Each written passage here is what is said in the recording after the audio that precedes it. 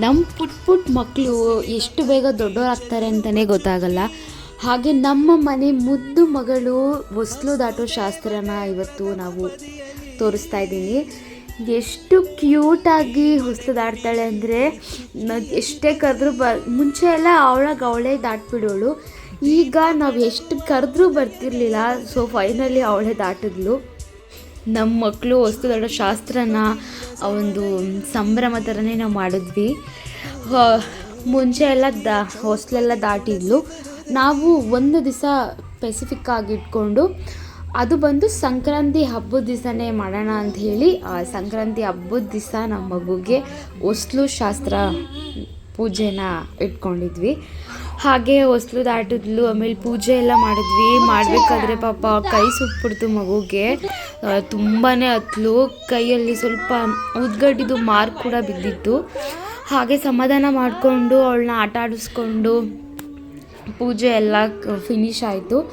ಅದಾದಮೇಲೆ ಈ ಮಕ್ಕಳಿಗೆ ಎಲ್ಲ ಥರ ಐಟಮ್ಸ್ನೆಲ್ಲ ಜೋಡಿಸ್ಬಿಟ್ಟು ಯಾವುದು ಫಸ್ಟ್ ಮುಡ್ತಾರೆ ನೋಡೋಣ ಅಂತೇಳಿ ಮಾಡ್ತಾರಲ್ಲ, ಅದನ್ನು ಸಹ ನಾವು ಅವತ್ತಿನ ದಿನವೇ ಮಾಡಿದ್ವಿ.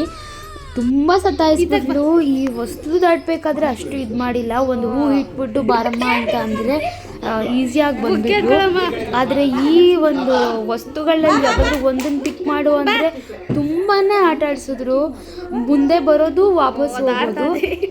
ನೀವೇ ನೋಡಿ ಅದನ್ನು ಹೇಗೆ ಆಟ ಆಡಿಸ್ತಾರೆ ಅಂತ. ಬಾಮ ಯೋಚನೆ ಮಾಡ್ದಾರ ನೋಡು.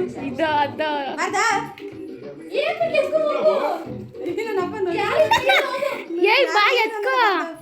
ವಾ ಬೆಳ್ಳಿ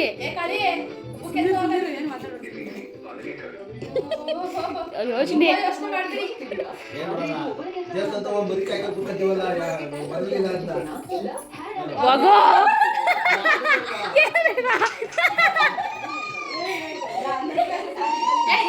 ನೋಡು.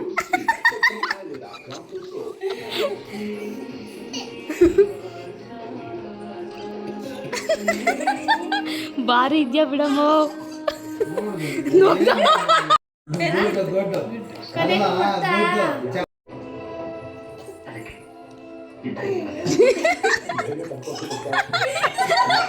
ಅಲ್ಲಿ ಬಾಯಿ ಮುಚ್ಕೊಂಡು ಹೋಗುದಾ?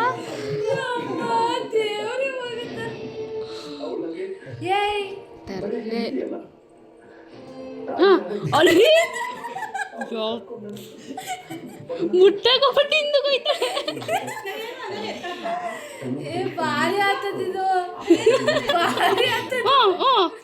ಮುಟ್ಟ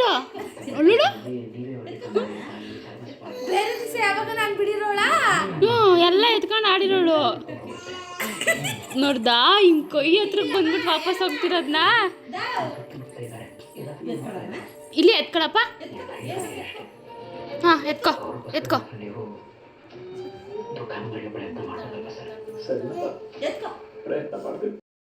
ಹಾ ಎತ್ಕೋ ಎತ್ಕೋ. ಕಾಸು ದುಡ್ಡು ಎತ್ಕೊಂಡು